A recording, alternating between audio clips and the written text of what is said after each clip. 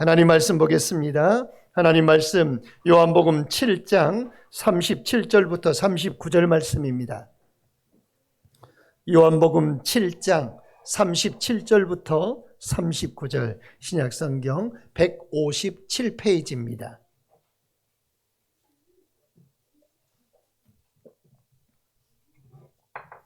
신약성경 157페이지 요한복음 7장 37절부터 39절 다 찾으셨습니까? 자, 우리 함께 하나님 말씀 봉독합니다. 명절 끝날 곧 큰 날에 예수께서 서서 외쳐 이르시되 누구든지 목마르거든 내게로 와서 마시라. 나를 믿는 자는 성경의 이름과 같이 그 배에서 생수의 강이 흘러나오리라 하시니 이는 그를 믿는 자들이 받을 성령을 가리켜 말씀하신 것이라. 예수께서 아직 영광을 받지 않으셨으므로 성령이 아직 그들에게 계시지 아니하시더라. 아멘. 할렐루야. 이제 우리 학생들도 이제 목사님을 봐요. 예배 올라오기 전에 우리 강연이 친구들이 교회 앞에서 탁 택시에서 넷이 쭉 내리더라고요. 제 마음이 어땠을까요? 너무 좀 행복했어요. 야, 진짜 예쁘다. 만약에 내가 우리 학생들만한 나이였다면 참 쉽지 않았을 것 같다. 그 생각이 들어요.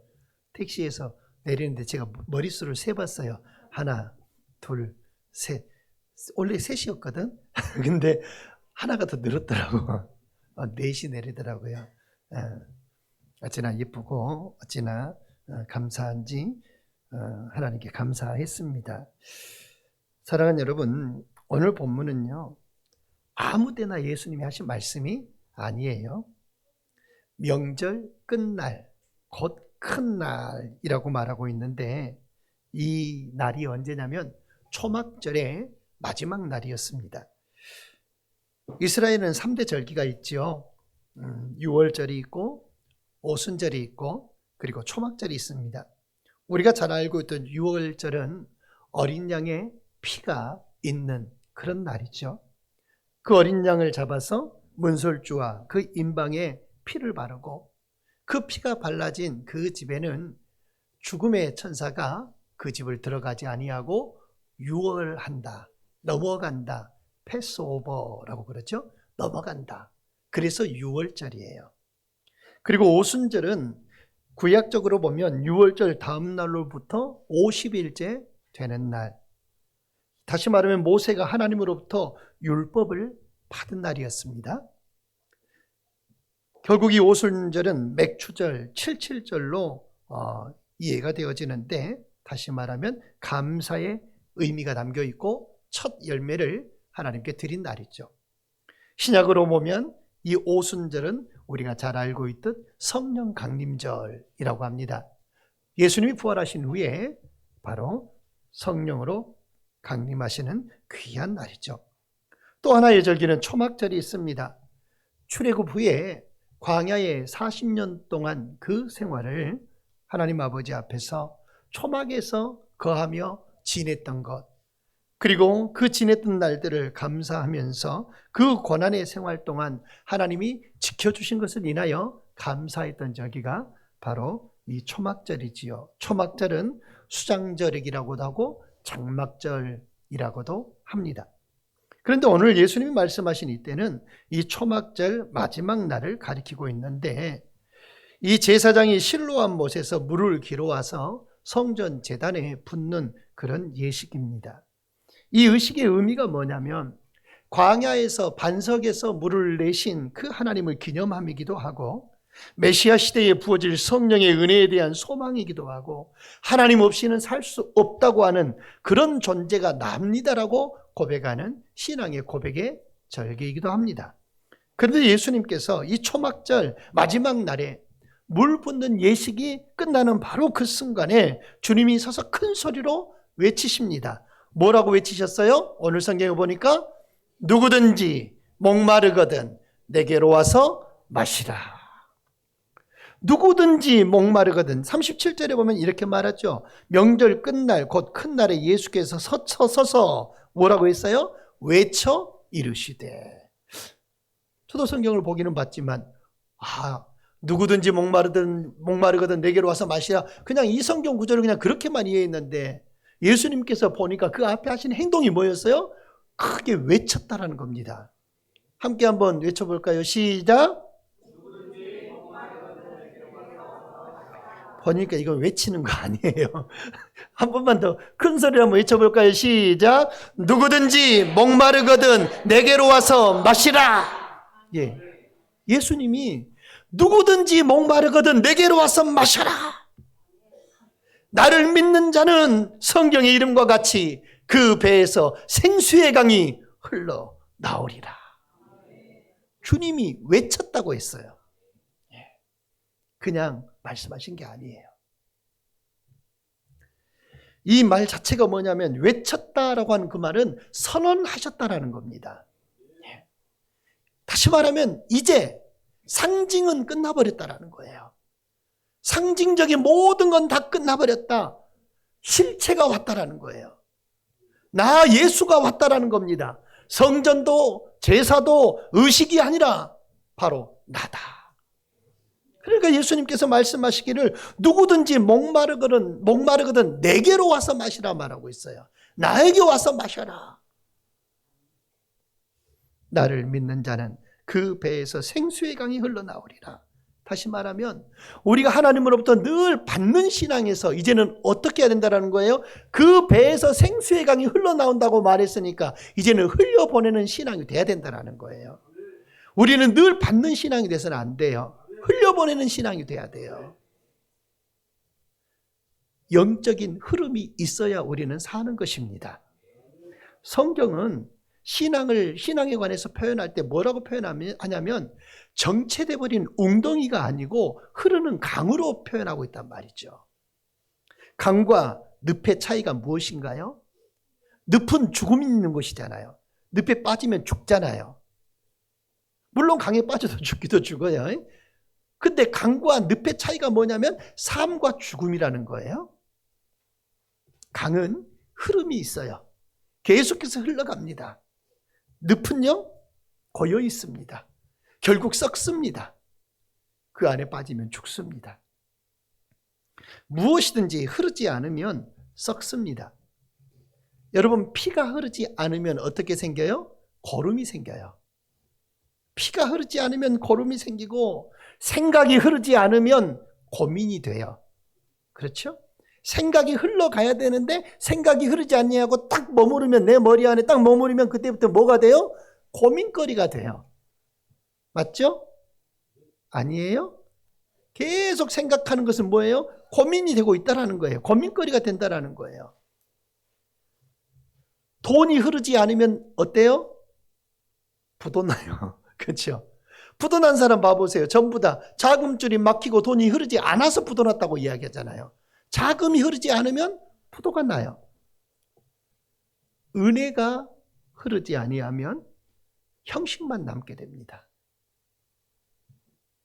중세교회에 암흑기가 왜 찾아왔습니까? 말씀과 성령의 그 흐름이 막혀버렸기 때문이에요. 그래서 주님은 말씀합니다. 그 배에서 생수의 강이 흘러나온다고 했어요. 여기서 말하는 이 배는요, 헬라어로 코일리아라고 그렇게 말하는데, 다시 말하면 인격의 깊은 곳을 의미합니다. 존재 자체를 말하죠. 성령은 우리의 겉을 적시는 그런 피가 아니라 내면에서부터 흘러나오는 그런 생명의 흐름이라는 거예요. 우리의 신앙은 다시 말하면 성령의 파도를 타는 것이어야 합니다. 어떤 목회자가 이렇게 표현을 했어요. 목회는 윈드서핑이다 라고 그렇게 표현을 했어요. 목회는 윈드서핑이다. 윈드서핑 아신가요? 윈드서핑. 다시 말하면 이 윈드서핑은 파도를 타는 거예요. 근데 파도가 일어나려면 뭐가 있어야 해요? 바람이 있어야 돼요. 파도가 일어나려면 바람이 있어야 돼. 그 바닷가에서 그 파도를 기다리고 있는 사람들 봐봐요. 가만히 그 보드 하나 딱 땅에다 꽂아놓고 가만히 있습니다. 그리고 멀리 바다만 봅니다. 뭐 하기를 기다려요? 파도가 오기를. 파도가 치기를 기다려요. 그래 가만히 있다 보면 아무 생각 안 하는데 우리는 쳐다보면서도 왜 그럴까? 그런데 갑자기 이 사람이 이 보드를 들고 막 달려갑니다. 달려가고 보드를 바다에다 던지고 막 보드를 밀고 헤엄쳐가죠. 그런데 그 순간에 저쪽에서 보면 뭐가 일어나요? 파도가 일어나는 걸 봐요. 바람이 있었기에 파도가 오는 것이죠. 파도 우리가 만듭니까? 아니죠. 바람 우리가 만듭니까? 아닙니다. 우리는 어떤 사람들입니까? 바람과 파도를 만드시는 그 하나님의 성령의 그 파도를 우리는 타는 사람이어야 됩니다. 할렐루야. 타는 사람이어야 돼요. 그 모든 파도와 바람은 하나님이 일으키시고 우리는 성령의 그 파도를 타는 사람, 서퍼가 돼야 합니다. 성령이 일하실 때 순종하고 우리 자신을 맡기시기를 바랍니다. 성령이 잠잠하실 때 억지로 밀고 가고 하려고 하지 마시기를 바랍니다. 우리의 원리는, 이 원리는 목회 원리뿐만이 아니라 우리 신앙생활과 가정생활과 교회와 우리 모든 삶 전체에 적용이 되어지는 그런 원리인 것입니다. 낚시를 좋아하는 사람, 특별히 바다 낚시를 하는 사람은 때를 잘 알아야 합니다. 무슨 때를 잘 알아야 해요? 물때. 예. 고기가 하나도 없는 그 물때에 아무리 집어넣어봤자 고기 없잖아요. 고기가 올 물때를 알아야 들어올 때 있는지 나갈 때 고기가 있는지 들어올 때 있는지 저는 잘 몰라요. 낚시를 잘 모르니까. 그런데 아시는 분들은 어때요? 들어오고 나가고 하는 그 물때를 알아서 그때 낚시를 던져요. 새벽부터 밤 늦게까지 낚시해서 고기 잡는 게 아니에요. 딱 원하는 그 시간에, 예, 딱 그 시간에 가서 한두 시간, 서너 시간 딱 하고 어떤 영상 보니까 같이 뭐 몇백 마리 잡아가지고 와버리더라고요. 물때죠. 대장장이는 어떤 때를 잘 알아야 합니까? 쇠가 적당히 달궈져 있을 그 때를 잘 알아야 해요. 달궈지지 않았는데 두드려봤자 펴지지 않아요. 근데 아주 빨갛게 적당하게 때가 그 쇠가 달궈졌을 때 그때 망치질하면 어떻습니까? 그 단단한 쇠도 펴지기 시작합니다. 영적 세계도 마찬가지예요. 하나님이 여시는 때가 있는 줄 믿습니다. 하나님이 여실 그때 말씀을 받아야 되고, 하나님이 결단하라고 할 때 그때 결단해야 되고, 하나님이 기도하라 할 때 기도해야 합니다. 성령의 흐름을 탈 줄 아는 공동체는 살아나고 성령의 흐름을 탈 줄 모르는 공동체는 제자리에 머무를 수밖에 없습니다. 사랑하는 여러분, 우리는 성령이 파도를 일으키실 때 그 파도를 탈 줄 아는 그런 믿음의 삶을 사시기를 주의 이름으로 축원합니다. 왜 우리가 쉽게 그 파도를, 그 영적인 파도를 타지 못할까요? 그건 영적 주파수가 맞지 않기 때문이에요. 라디오를 틀으면 방송은 항상 흘러나오지요. 방송이 들리는 건 뭐예요? 주파수가 잘 맞았다는 거예요. 극동방송은 계속 방송하고 있어요. 그러면 극동방송 주파수를 맞추면 극동방송이 잘 들려요. 그런데 방송이 제대로 들리지 않고 소리가 난다거나 잡음이 난다거나 그건 주파수가 맞지 않았기 때문이에요. 방송국에서 내보내는 주파수와 내 주파수가 맞지 않았기 때문에 제대로 들리지 않는 거예요. 하나님은 언제나 말씀하시는 하나님이십니다. 어제도 말씀하셨고 오늘도 말씀하시고 내일도 말씀하실 겁니다. 하나님은 늘 우리의 삶 속에 24시간 말씀하셔요. 그러면 그 말씀하시는 하나님은 동일하게 말씀하고 계시는데 그 말씀을 듣지 못하고 하는 것은 결국 내가 영적으로 둔감해졌을 수 있다는 것이죠. 똑같은 설교고 똑같은 말씀인데 어떤 교회는 살아나고 어떤 교회는 아무런 일도 일어나지 아니합니다. 주님이 말씀해요. 말씀의 능력은 토양에 따라 다르다라는 사실이에요. 하나님의 말씀은 동일하잖아요. 그러면 그 말씀이 열매를 맺는 것은 땅이 어떤 땅이냐에 따라서 다르다라는 것이죠. 말씀이 심겨진 땅이 어떤 땅이냐. 그래서 좋은 땅, 그렇죠? 가시떨기 땅, 돌과 바위가 가득한 땅, 그리고 완전 박토. 맺는 열매가 다 다르다라는 거예요. 떨어진 씨앗은 똑같았어요. 여러분은 좋은 밭 되시기를 축복합니다. 영적 흐름에 민감한 회중은 설교자를 살립니다. 여러분들이요, 하나님의 말씀의 은혜를 늘 풍성하게 받아 누리는 삶을 살면서 기쁨으로 주님을 사랑하고 그리고 하나님의 그 임재하심을 경험하며 예배하고 여러분이 그렇게 살아가면요, 여러분이 저를 살리는 거예요. 여러분, 우리 원론으로 돌아갑시다. 제가 여러분을 살리는 게 아니라 여러분이 저를 살리는 거예요. 그러니까 제가 잘 사는 길은 여러분이 하나님의 은혜 안에서 영적으로 민감한 삶을 사는 거예요. 제가 살아야 어때요? 여러분도 이제 또 사는 거예요. 저를 위해서 기도 많이 해주시기를 바랍니다. 사랑으로 기도 많이 해주시고, 예배 끝나고 가면 그냥 때로는 은혜가 조금 덜 됐어도 여러분 마음에 흡족하지 못했어도 목사님 은혜 많이 받았어요. 은혜 많이 받았단 말 나는 목이 터져라 설교하는데 거의 없더라고. 지난주에 한 분 집사님이 나한테 얘기해 주고 가셨어요.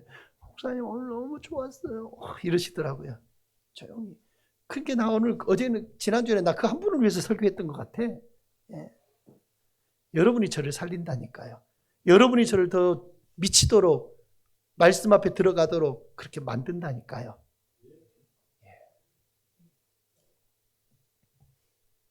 영적 흐름에 민감한 회중이 설교자를 살리고요. 예배를 살리고요. 우리 새생명 공동체를 살립니다. 사랑하는 여러분, 저 여러분 모두가 영적으로 민감하십시다. 성령이 파도를 일으키실 때 그 파도를 두려워하지 말고 타시기를 바랍니다. 파도를 두려워하면 안 돼요. 파도는 무섭습니다. 그러나 여러분 기억하십시오. 파도는 어디에가 있어요? 바다 표면에만 있어요. 바다 안에는 파도가 없어요. 표면에만 있어요. 눈에 보이니까 그게 무섭고 두려운 거예요. 깊은 바닷속은 언제나 고요합니다. 여러분, 우리가 두려워하는 것은 실상이 아니라 허상이라는 사실이에요. 성령 충만 이전과 성령 충만 이후의 삶은 누가 가장 잘 보여주냐면 예수님의 제자들이 가장 잘 보여주고 있어요. 어떤 영상을 봤는데 예수님의 제자들은 예수님과 함께 3년 동안 동행하면서 어땠습니까? 예수님이 하신 모든 일들을 다 보았습니다. 안진뱅이를 일으키신 것도 보고 10명의 나병 환자를 고치신 것도 보고 베드로는 특별히 자기 집에 장모가 열병에 걸려서 그때 당시 열병이면 죽어가는 병이잖아요. 지금이야 어떻게 치료하지만 그렇게 다 죽어가는 베드로 장모를 일으키시는 것도 베드로는 눈의 현장으로 봤습니다. 그러면 예수님의 제자들에게 성령의 충만한 역사가 필요합니까? 눈으로 봤는데, 죽은 자도 살린 거 봤는데, 나사로야 나오라 할 때 죽은 지 나으리라 됐던 나사로가 무덤에서 걸어 나왔는데 그걸 제자들이 봤는데, 여러분 그 제자들에게 성령 충만이 필요해요? 대답해 보세요. 봤다니까요. 눈으로. 성령 충만이 필요하냐고요? 필요 없잖아요. 그냥 주님만 붙들고 주님이 역사하셨던 것만 생각하고 살면 되잖아요. 근데 그게 아니었다라는 거예요. 제자들에게 성령 충만이 필요했다라는 겁니다. 그런 예수님의 행적을 보고 예수님의 역사를 보고 다 봤던 제자들에게도 성령 충만이 필요했다면, 성령의 역사가 필요했다면, 그러면 우리는요, 저는요, 여러분은요, 말할 것도 없죠. 그렇잖아요? 말할 것도 없어요. 성령 충만 이전에는 베드로는 파도를 보고 물에 빠집니다. 그러나 성령 충만 이후에는 십자가도 두려워하지 않고 죽음의 길을 갑니다. 성령 충만한 사람이 그 성령이 일으켜주시는 그 파도를 탈 수 있습니다. 사랑하는 여러분, 믿음은 모험이고 믿음은 결단입니다. 믿음은 눈에 보이는 증거가 아니에요. 눈에 보여서 믿는 게 아니에요. 귀에 들리는 확신도 아닙니다. 손에 잡히는 뭔가 보장도 아닙니다. 믿음이 아무런 증거가 없어도 한 발 한 발 내딛는 것이 믿음입니다. 서퍼가 그 보드를 가지고 막 헤치고 파도를 향해 달려갑니다. 그때 가장 적당한 시기에 그 절정의 순간에 서퍼는 어때요? 착 올라탑니다. 그 보드 위에 발을 내딛는 선택을 한다는 거예요. 그거 타지 않고 계속 그러고 가면 결국에는 그 파도에 덮쳐서 빠질 거예요. 그렇지만 그 보드 위에 믿음을 가지고 발을 올리는 선택을 했다라는 거예요. 아브라함도 역시 마찬가지예요. 믿음의 결단을 했어요. 내딛는 것. 너는 너의 본토 친척 아비집을 떠나 내가 내게 지시할 땅으로 가라. 발을 움직이는 선택을 아브라함이 했다라는 겁니다. 고린도전서 12장은 이런 믿음을 뭐라고 말하냐면 성령의 은사라고 그렇게 말해요. 사랑하는 여러분, 하나님은 오늘도 각 교회들에게 그리고 각 성도들에게 특별히 우리 새생명교회에 우리 새생명교회 모든 성도들에게 성령의 파도를 계속해서 보내주시는 줄 믿습니다. 문제는 이거예요. 우리가 그 파도를 탈 준비가 되어 있느냐.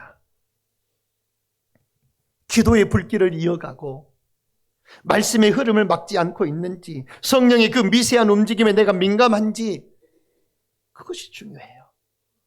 사랑하는 새생명 가족 여러분, 이 영적 파도를, 영적 흐름을 타야 내가 살고 네가 살고 교회가 살고 가정도 살고 모두 다 사는 길입니다. 오늘 주님 말씀하지요. 나를 믿는 자는 그 배에서 생수의 강이 흘러나오리라. 오늘도 성령은 흘러오신다라는 겁니다. 흐르신다는 겁니다. 오늘도 성령의 파도는 밀려온다라는 겁니다. 두려워하지 말고 망설이지 말고 성령이 일으키시는 그 파도를 타시기를 바랍니다. 영적 흐름을 타시기를 바랍니다. 성령의 파도를 타는 교회가 되어야 합니다. 성령의 흐름을 타는 그런 성도가 되어야 합니다.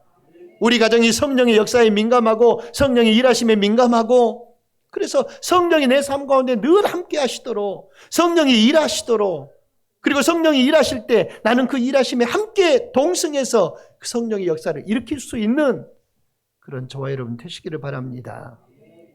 우리 모두는 하나님의 은혜 가운데 성령이 임재하시는 사람들입니다. 내 안에 성령이 임재해 계십니다. 이제는 성령이 일으키시는 우리 마음 가운데 결단을 일으키고 우리 마음 가운데 결심을 하게 하고, 그리고 우리 삶 속에서 직접 일하게 하실 그 성령의 일들을 기대하면서 여러분 그 흐름에, 그 파도에 여러분의 발을 과감하게 딛고 일어서시기를 바랍니다. 그러면 우리는 그 어떤 것도 감당할 수 없는 사람이 될 줄 믿습니다. 오늘도 성령의 일하심이 저와 여러분에게 충만하게 나타나기를 주의 이름으로 간절히 축원합니다. 우리 같이 찬양하십시다. 사랑하는 여러분,